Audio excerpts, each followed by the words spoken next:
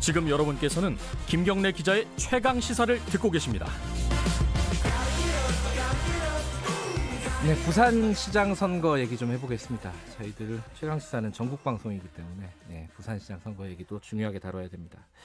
자, 부산이 야당이 압도적으로 이기는 거 아니냐 싶었는데 약간 분위기가 달라졌다는 얘기도 있고요. 그리고 국민의힘 쪽에서 지금 한일 해저 터널 얘기가 나와가지고 이 얘기도 좀 궁금합니다. 국민의힘 후보입니다. 박형준 부산시장 예비 후보 연결하겠습니다. 후보님 안녕하세요. 네, 안녕하세요. 네. 분위기가 어때? 그 여론조사 보면은 어떤 걸 보면은 약간 민주당이 올라오는 분위기도 있고 그 야당이 조금 위기의식을 느껴야 되는 거 아니냐 이런 말도 전해지고 있던데 현장에서는 어떻게 보고 계십니까? 네, 그동안 여당에서 여론몰이를 하려고 양간 힘을 쓰고 있는 것은 사실입니다. 예. 특히 가덕도 특별법으로 네. 이른바 정치적 재미를 좀 보려 했고요. 예. 일부 여론조사를 침소봉대해서 마치 부산 여론 지형이 바뀐 것처럼 몰아가려고 한 것도 사실인데요. 네. 그러나 제가 보기에는 아직 부산에서 문재인 정권 실정에 대한 분노, 또 견제받지 않은 권력의 폭주에 대한 비판, 이보다 더 큰 여론은 없는 것 같습니다. 또 아울러서 부산 시민들이 지금 부산이 워낙 어렵기 때문에 네. 실질적인 혁신과 합리적인 변화를 이끌 수 있는 안목과 역량을 갖춘 리더에 대한 기대가 높은 것 같고요. 그것은 오늘 아침 부산일보 YTN 조사에서도 확인이 되는 것 같습니다. 지금 가덕도 신공항 얘기 꺼내셨으니까 그것부터 여쭤볼게요. 네. 여당은 더불어민주당은 그냥 강력하게 특별법 만들겠다, 이게 추진하겠다고 했는데 야당은 약간 교통 정리가 안 됐다 이런 분위기가 있었거든요. 이거 어떻게 정리해야 된다고 보세요? 그것은 이제 그동안 국민의힘 내에서도 영남권 내의 의견들이 좀 다르기 달랐죠. 때문에 그렇게 보이는 측면이 있는데 네. 그 점이 이번 부산에서의 비대위를 통해서 정리를 했다고 생각을 합니다. 네. 이 가덕도 공항 문제에 대해서 수도권에서 특히 또 다른 지역에서 오해가 있는 것 중에 하나는 이 공항이 단순히 이게 여객 공항이 아닙니다. 예. 이 국제 물류 허브 공항을 만들겠다는 거고요. 네. 앞으로 항공 물류가 대세인데 98%의 항공 물류가 지금 수도권에 집중돼 있고 인천공항은 5번째 활주로를 지금 만들려고 하거든요. 그래서 부산의 국제 물류 허브 공항을 하나 더 두는 것이 대한민국 경쟁력에도 도움이 되고 부산을 비롯한 남부권 전체의 지역 발전에도 큰 힘이 됩니다.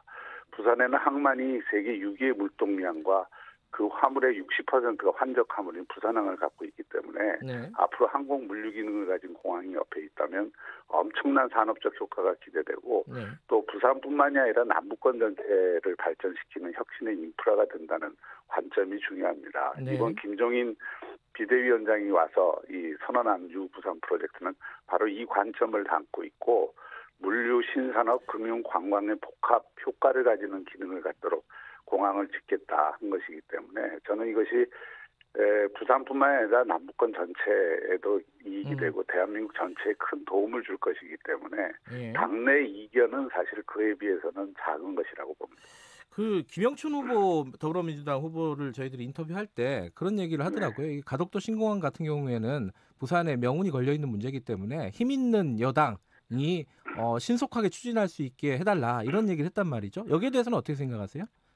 이 가덕도 공항은 지금 말씀드린 것처럼 경제공항으로 가야 성공하지 정치공항이 되면 실패합니다. 그것은 지난 30년간 이 가덕도 공항은 역사가 보여주는 것이거든요. 그래서 이 문제에 관해서는 저는 일관되게 여당이 좀 정치적 이익 보더라도 여야 따지지 말고 함께 하자라고 하는 생각이고요. 만일 2월 달에 특별법을 통과를 시키겠다는 여당의 약속을 지킨다면 저는 박수 칠 겁니다. 그렇기 때문에 이것을 민주당 공항으로 만들려고 하거나 정치공항으로 만들려고 하는 그런 자세부터 넘어서서 여야가 지역 발전과 대한민국 경쟁력 강화라고 하는 그 관점에서 함께 힘을 합쳤으면 좋겠습니다. 알겠습니다. 후보 공약부터 좀 여쭤볼게요. 부산을 15분 도시로 만들겠다 이런 말씀을 하셨어요. 서울에 보면은 이제 박영선 민주당 후보 같은 경우는 21분 얘기하던데 부산은 15분, 15분 만에 모든 게 해결된다 이런 뜻인가요? 구체적으로 어떤 뜻이에요? 그 두 가지가 있는데요. 하나는 또 부산의 동서가 너무 길기 때문에 이것을 새로운 교통수단을 통해서 15분 내로 묶어내겠다는 것이고요. 그것이 이제 어반루프고 또 하나의 차원은 부산의 생활권이 이게 서로 직주 환경이 잘 조성이 되지 못하다 보니까 예. 이동거리가 굉장히 깁니다. 그래서 그 이동거리를 짧게 할 수 있도록 내가 15분 내에서 직장과 주거와 또 이 여가와 문화가 네. 함께 어우러질 수 있도록 도시를 재구성하겠다는 것이죠. 근데 김영춘 후보가 이렇게 비판을 했어요. 이거 15분 도시 이거는 10년 내에는 성사되기 어렵다. 뭐 이렇게 얘기를 했어요. 좀 어처구니 없는 공약이다. 어떻게 보십니까? 제가 나훈아 선생님 태어난 곳에 제가 태어났는데 테스 형이 너 자신을 알라 이렇게 얘기를 했는데 예. 너의 무지를 깨달으라는 잠언이라고 저는 생각합니다. 가능하다고 보세요? 이 말을 꼭 들려드리고 싶고요. 예. 이것은 자신의 정부와 당에서 핵심적으로 추진하고 있는 기술을 부인하는 것입니다.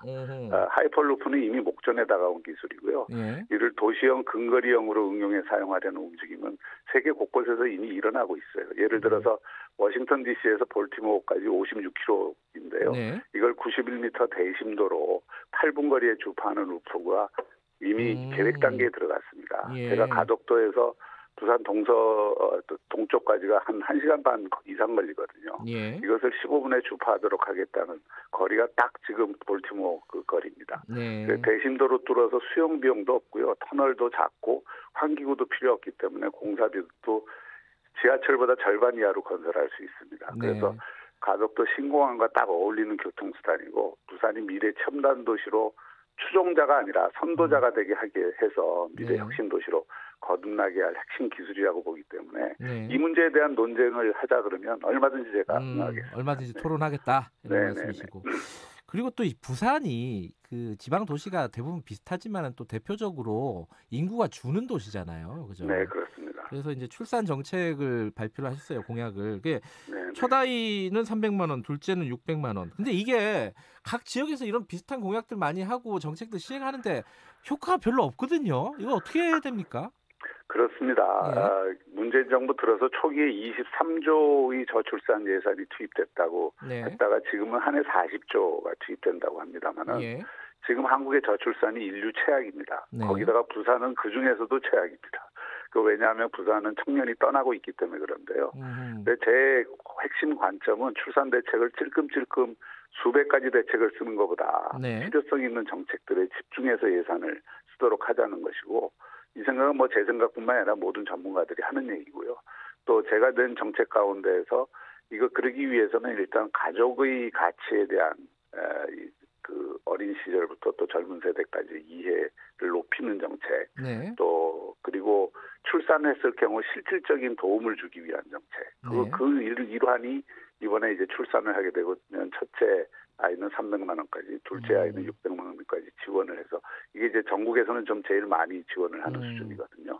그래서 그런 것이 핵심이라기보다는 그런 것들 이전에는 찔끔찔끔 지원을 하다 보니까 이게 제대로 이렇게 유인이 되지 않는데 이런 부분들을 좀 적극적 지원을 해야 되고 그 중에 하나가 이 신혼을 꾸려서 부산에서 5년 정도 살 부부들에게는 2억 원까지 무이자로 주거자금 대출을 지원해 준다. 2억 원을 무이자로요? 네네네. 그거는 이미 여러 가지 방안들을 다 강구해서 현실성이 있다는 것이 확인돼 있고 또 여러 이 금융기관하고도 협의를 끝낸 상황입니다. 그래요? 그 재정적인 여력 같은 것들은 충분한가요? 그거는 이자를 그러니까 이 은행이 정책 금리로 대출을 해주고 그 금리가 한 1.5% 정도 내외로 예상이 되기 때문에 그것을 부산시가 부담을 하는 것인데 그 부담금은 크지 않다고 생각합니다. 지금 신혼부부가 결혼하는 숫자를 보면 1년에 한 몇백억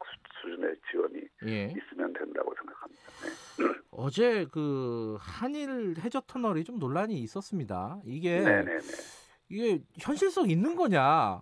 해저 터널을 뚫는다는 게 이게 왜냐면은 우리한테는 크게 도움이 안 된다. 일본한테 오히려 도움이 되는 거지 않느냐. 이게 여당 측에서 이게 비판의 어떤 주요 근거거든요. 어떻게 보세요, 이거는?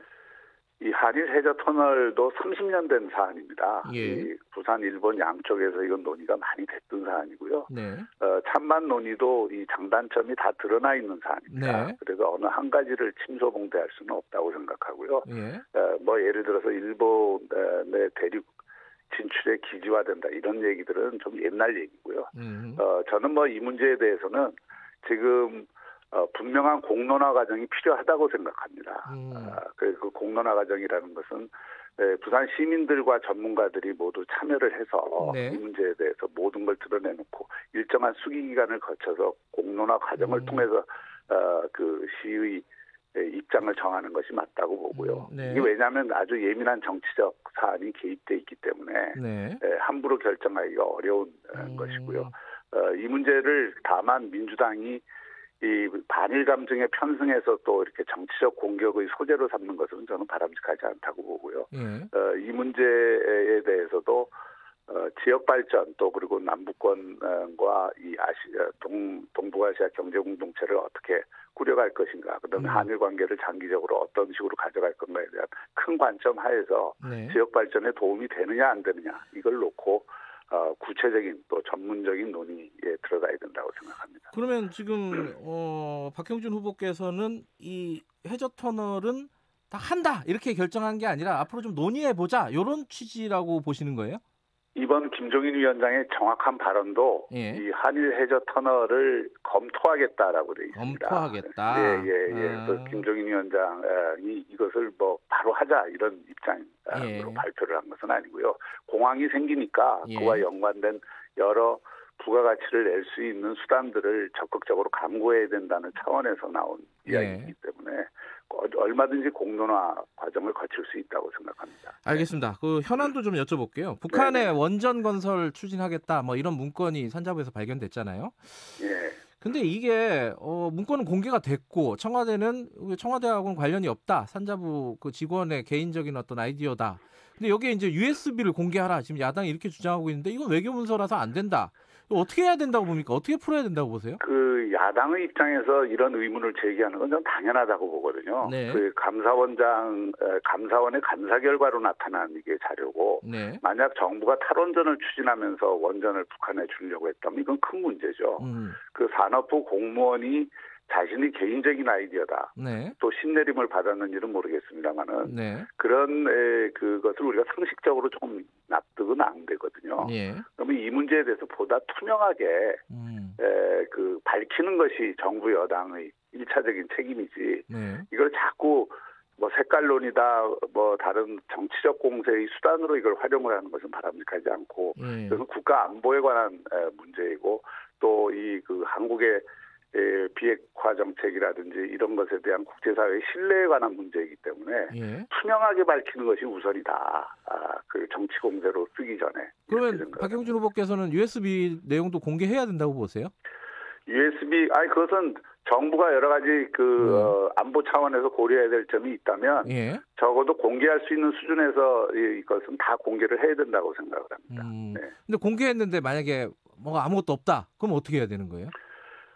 야당은 국민들이 의문을 갖고 있는 문제를 얼마든지 제기할 수 있는 겁니다. 그것을 지금 야당이 공개를 하라고 얘기를 하는 것이지 그것에 대해서 확정적인 결론을 가지고 지금 공세를 피는 것은 아니잖아요. 그러니까 그런 문제들에 대해서 지금 국민들이 대부분 그리고 지금 나와 있는 여러 가지 정황들이 의구심을 갖기에 충분한 정황들이 계속 나오고 있으니까 그 문제에 대해서는 정부 여당이 투명하게 설명할 책임이 우선이다. 저는 이렇게 생각합니다. 알겠습니다. 마지막으로 그것도 하나 여쭤볼게요. 지금 판사에 대한 탄핵 소추안이 발의가 됐습니다. 이게 본회의를 통과할 가능성이 꽤 높아요. 발의한 숫자를 보면은 요거는 판사 길들이기 아니냐, 사법부 길들이기 아니냐 이런 야당 측의 주장도 있고 한데 어떻게 보세요?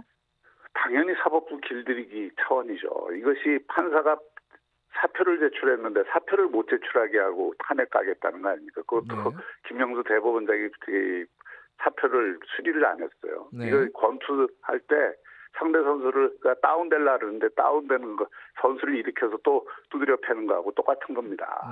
그리고 이것은 사법부 수장이 자신들의 그 판사들의 사법부 독립성을 위해서나 신분의 독립성을 위해서도 지켜주려는 태도를 가져야지 네. 국회에다가 자기 판사를 그냥 내보내놓고 탄핵해 주십시오. 이것이 대법원장의 올바른 태도냐.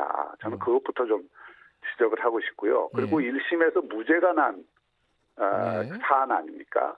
그 법원에서 무죄 판결 난 거를 국회에서 정치적으로 탄핵하겠다는 게 이게 상권분리 원칙에 맞느냐. 근데 위헌적인 행위를 했다라는 거는 판결문에 있잖아요. 위법적인 행위를 무죄를 받았잖아요. 예. 그리고 지금 재판이 진행 중이잖아요. 예. 그리고 이것이 만약에 국회에서 탄핵이 된다 하더라도 헌법재판소에서 부결될 가능성이 저는 굉장히 높다고 보는데 이 과정을 보면 이것은 사법부 길들이기 여러 가지 어떤 그 재판의 결과 특히 조국 재판이라든지 뭐 여러 가지 재판 결과에 대한 정권의 불만이 표출된 사안일 뿐이다. 알겠습니다. 네, 여기까지 듣죠. 오늘 고맙습니다. 네, 감사합니다. 국민의힘 박형준 부산시장 후보자와 얘기 나눠봤습니다. 1부 여기까지 하고요. 2부에서는 청와대 입장 최재성 정무수석과 함께 좀 들어보도록 하겠습니다. 윤태곤의 눈 준비되어 있고요. 8시에 돌아오겠습니다.